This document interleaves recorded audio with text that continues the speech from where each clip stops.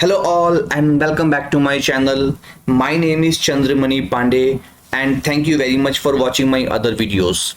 I am hoping that my videos are adding some values in your day-to-day Intune operation work. In today's video, I will show you how to install Company Portal app on Mac devices. So Company Portal app is not available in App Store for Mac devices and it needs to be downloaded and installed manually. So now let's see how we can download and install the Company Portal app for Mac devices.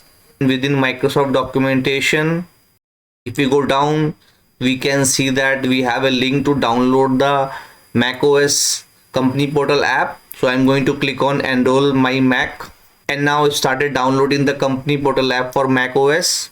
Now we have to right click on this and open, and now we have to start installing the Company Portal app for macOS.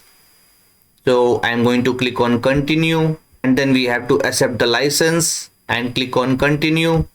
I'm going to click on agree, and now we have to start installing the Company Portal app, and then provide the local admin password and click on install software. And now the Company Portal app successfully installed.